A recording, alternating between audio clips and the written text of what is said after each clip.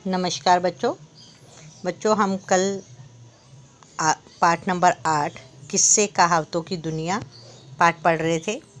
और इस पाठ में मैंने जो है आप बच्चों को बताया था कि मुहावरे और कहावतों में या लोकोक्तियों में क्या अंतर है। तो मैं फिर से आज थोड़ा सा मैं बता दूं तुम्हें कि मुहावरे कहते हैं कि जब किसी शब्द समूह का प्रयोग हम किसी विशेष अर्थ में करते हैं, है ना, तो उसको मुहावरे कहते हैं। और लोकोक्तियाँ किसे कहते हैं कि जिन वाक्यों में जनता के अनुभवों का निचोड़ होता है उसको लोकोक्तियाँ कहते हैं। कि जहाँ पर जो लोगों की ज़्यादा अनुभव, जनता के जो अनुभव है उनका निचोड़ को हम क्या बोलेंगे, लोकोक्तियाँ। तो बच्चों हमने कल कहानी एक पढ़ी थी, उल्टा चोर कोतवाल को डांटे। एक कहानी का किस्सा जो है हमने पढ़ा और किस प्रकार से ये कहावत बनी, उस कहानी के द्वारा इसको स्पष्ट किया गया था। आज हम दूसरी कहानी पढ़ रहे हैं। तो चलिए पेज नंबर 38 निकालें और मेरे साथ पढ़ते चले जाएंगे, उंगली रखेंगे। एक दिन गांव के मुखिया के घर भोज था। मुखिया क्या कौन होता है? जो गांव का सबसे बड़ा व्यक्ति होता है ना, जैसे सरपंच वगैरह का मुखिया। लोगों ने खाने की बड़ी, कहता है कि मुखिया के घर में भोज था। भोज होता है खाना देना, खाना खिलाना पूरे गांव में। लोगों ने खाने की बड़ी बड़ाई की, प्रशंसा की। ख़ास तौर से खीर की तारीफ़ सभी ने की। तारीफ़ होता है प्रशंसा। कि ख़ास तौर से जो खाना जो बना था उसमें बहुत सारी चीज़ें बनी थी, उसमें से एक खीर भी थी। खीर की तारीफ़ सभी ने बहुत अच्छे से की कि बहुत स्वाद है जी, बहुत अच्छी है जी, ये तो कितनी मज़ेदार खीर थी। कहता है कि ये तो खीर बहुत मज़ेदार थी, है ना, बिल्कुल रबड़ी जैसी। उन्होंने कहा कि खीर तो ऐसी बनी थी जैसे रबड़ी होती है, बहुत स्वाद थी। खाते खाते मन नहीं अघाता था। मन नहीं अघाता यानी कि मन ना भरना, है ना। तो ये अर्थ साथ साथ आप देखते जाएंगे। कहते हैं कि इतनी स्वाद थी, इतनी टेस्टी थी कि जो है वो बिल्कुल रबड़ी की तरह बनी हुई थी। और मन जो है उसको खाते खाते बिल्कुल भी मन नहीं कर रहा था कि भाई हम जो है इसे छोड़ दें, और खाने को मन कर रहा था, लेकिन पेट बिल्कुल भर गया था। उसी गांव में एक भिखारी भी था, माधो। कहता है कि उस गांव में एक भिखारी रहता था जिसका नाम क्या था, माधो। माधो देख नहीं सकता था, यानी कि माधो देख नहीं सकता यानी कि नेत्रहीन था। माधो के कानों में भी खीर की बात पड़ी। कहता है कि माधव देख नहीं सकता था लेकिन वो सुन सकता था। उसके जो है कानों में भी खीर की प्रशंसा पड़ी कि भाई बहुत स्वाद खीर बनी हुई है। सबने खीर की उसने खीर कभी नहीं खाई थी, क्योंकि गरीब था इसलिए उसने कभी भी खीर नहीं खाई थी। उसने सोचा पता नहीं खीर कैसी होती है। अब जो है वो अंधा है, उसने कभी खीर देखी नहीं थी, खाई नहीं थी, उसको पता ही नहीं था खीर कैसी होती है। उसने सोचा पता नहीं कैसी खीर होती है, लोग इसकी इतनी बढ़ाई कर रहे हैं। कहते हैं कि पता नहीं तभी लोग इसकी कैसी बढ़ाई कर रहे हैं, कैसी प्रशंसा कर रहे हैं, क्योंकि उसने कभी खाई नहीं थी, कभी देखी नहीं थी, तो इसलिए वो बड़ा परेशान था। उसने अपने साथी कालू से पूछा। अब उसका जो दोस्त साथी जो है उसका नाम क्या है, कालू। उससे पूछा, कालू ये खीर कैसी होती है? उसने पूछा, क्योंकि देख नहीं सकता ना, तो उससे ही पूछा उसने कि कालू ये खीर कैसी होती है? कालू ने जवाब दिया, और कैसी, उजली होती है। अब कालू उसको कैसे बताता? उसने कहा कि कैसी होनी थी, उजली होती है। उजली का अर्थ क्या होता है? सफ़ेद, कि सफ़ेद होती है, उजली होती है।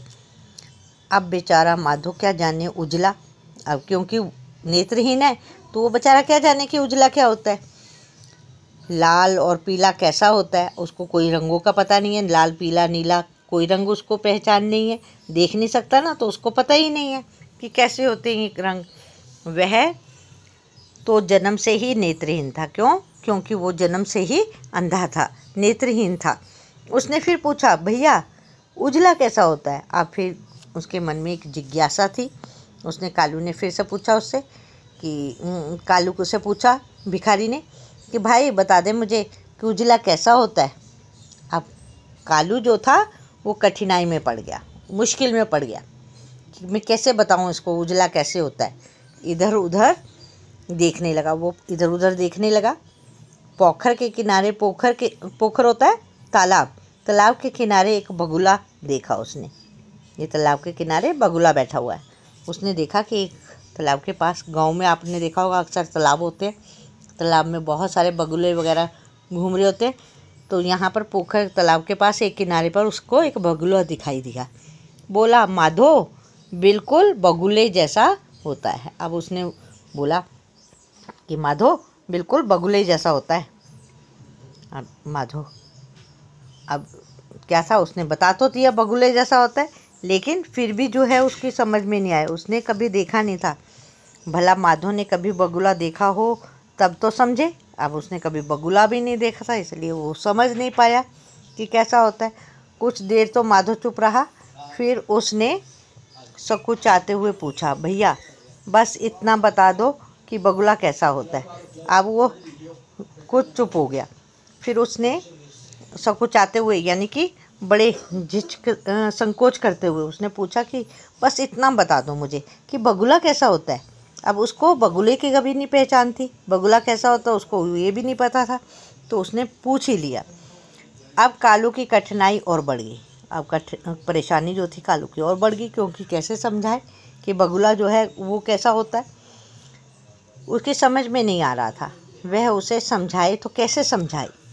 उसे एक तरकीब सूझी, उसको एक जो है उपाय सूझा। उसने अपनी बाह को कोनी पर से मोड़ा।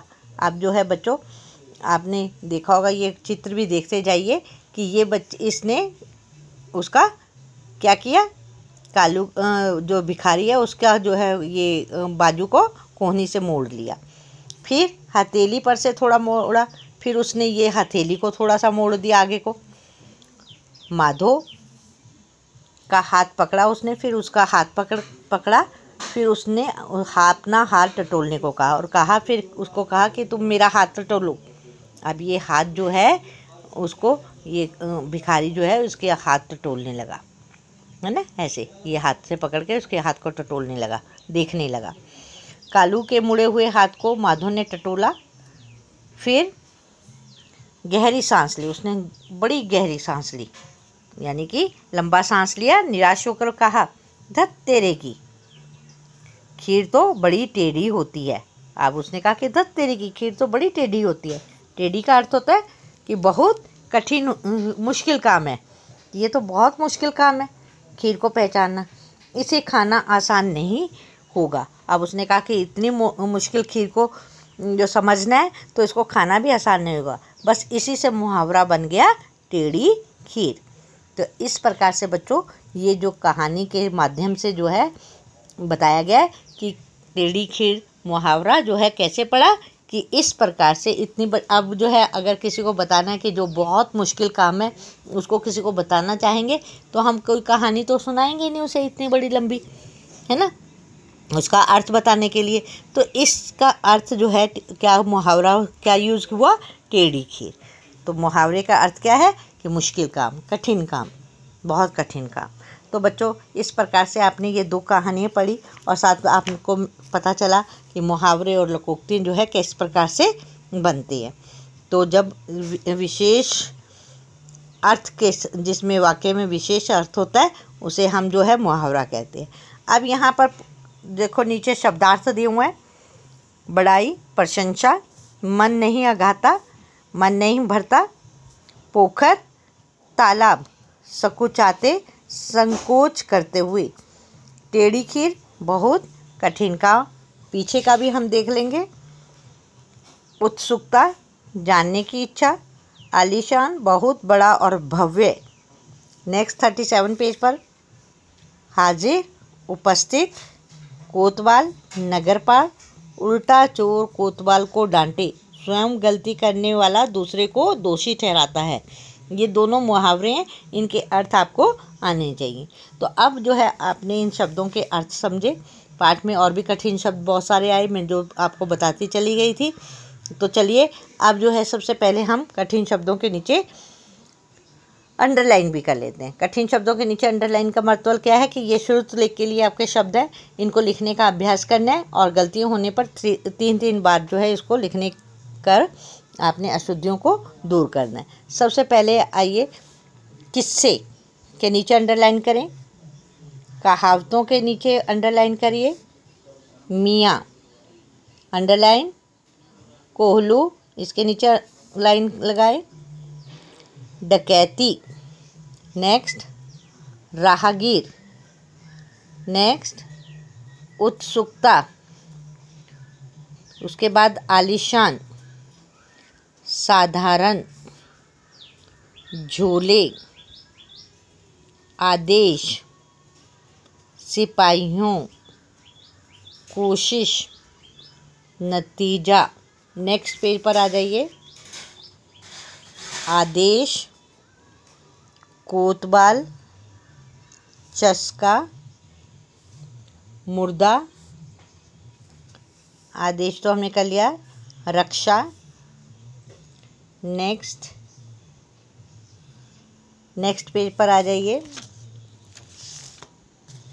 बड़ाई, खासतौर, अघाता, भिखारी, बिल्कुल, मुखिया, तारीफ, उजली, नेत्रहीन, पोखर, बगुला, कठिनाई, सकुचाते, तरकीब, बाह, टटोलने, टेढ़ी, मुहावरा। तो ये कठिन शब्द आपने बच्चों अंडरलाइन की। इन कठिन शब्दों को आपने लिखने का अभ्यास करना है और गलतियां होने पर इनको 3 बार लिखने। तो कल बच्चों फिर मिलेंगे अभ्यास के साथ। तो चलिए, नमस्कार।